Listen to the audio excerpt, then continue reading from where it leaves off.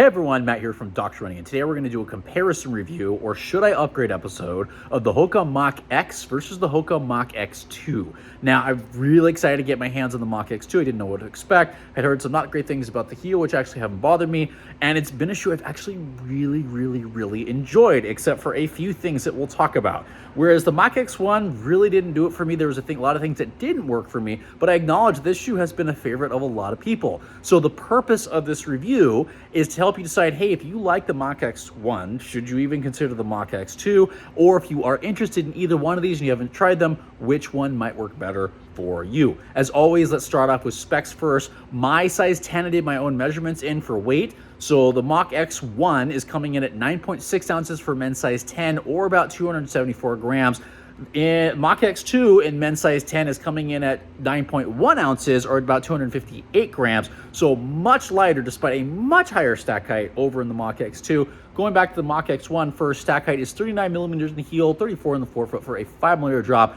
Much higher over in the Mach X2 with a 46 millimeter heel, 41 millimeter forefoot for a 5 millimeter drop, making this shoe fit directly in and very qualified to be in that super trainer category. Now, that's one of the things I really like from a ride-wise over version 2 or version 1 is, hey, there's a ton more foam underfoot. I found version 2 to actually get that PIBA feel underfoot. It feels really nice. It doesn't feel like a full super racing shoe, but it definitely has that bounce underfoot and that snappiness that makes it work really well for me for daily training and workouts. I've done this. I've got 50 miles on my pair and I've really enjoyed all the miles in them. I've done workouts. I've done a long run. I've done a lot of easy runs. It's been a really comfortable shoe that transitions really well. Yeah, it's a little stiff, and when I broke them in, my calves definitely noticed the P-backs for new plate, but it's broken in nicely and it has the ability to be able to handle both easier and faster paces. Whereas version 1, I felt like it was much more tuned to faster paces.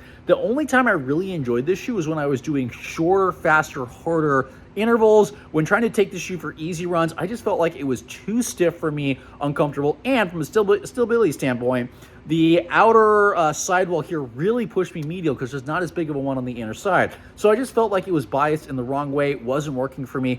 But if you do like a really stiff ride and that medial bias doesn't bother you, for somebody who maybe goes too little lateral, version 1 is probably going to be a little better option, especially if you really like a stiff ride and a little bit firmer ride, because even though there was a P-back topsole on here, almost didn't feel like it until you really put some force into the shoe. Whereas version 2, much more versatile in easier paces and in faster efforts and over longer distances. It's been really comfortable. And for those that don't really aggressively destroy their shoes, I think version 2 is going to make a much better potential racer for more recreational runners, or those that just want a faster shoe that can also handle easier efforts. Really does that really well, because really good heel bevel, much better heel transition in version 2. Version 1, I felt, yes, there's a heel bevel. It was just really rigid and it didn't transition as well for me. And then a really nice forefoot transition, whereas version 1 felt really stiff. So not quite the same, although I will say version 1 probably has a little edge into going really fast,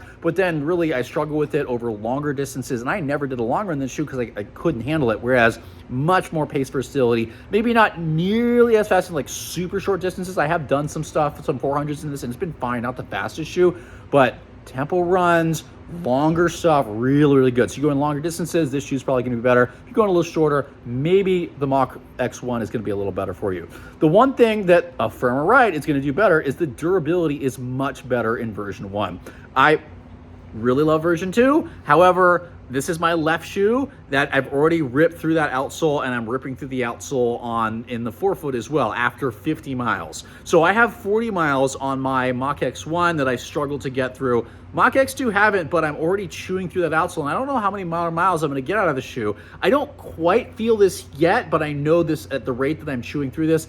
I don't know if I'm going to be able to get this to 100 miles, but I'm going to do my best. So durability-wise, Mach X1 is going to be a lot better. So if you have durability issues, maybe it's going to be the better option. Whereas if you're super light in your feet, that's not a problem. Maybe the Mach X2 might work a little bit better for you. From an upper fit standpoint, these are also really different. The Mach X1 fit me just a tiny bit short. Volume was really low. Felt kind of a little bit more racing-ish, but it did have a fairly comfortable heel, which was not an issue.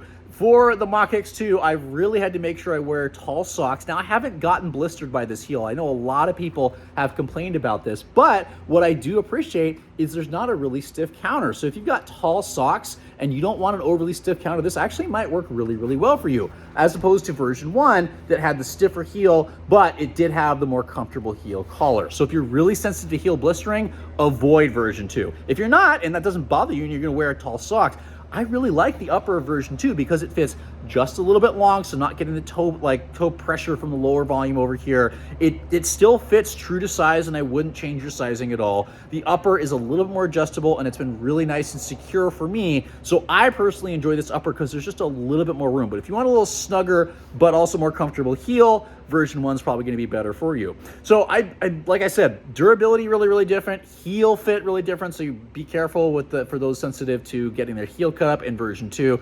And again, way more responsive, more of a true super trainer in version 2 compared to version 1. But version 1 is going to be the shoe that runs a little lower, much snappier because it's so much stiff, and version 2 is going to be a much smoother, much more versatile ride for those that are probably lighter on their feet.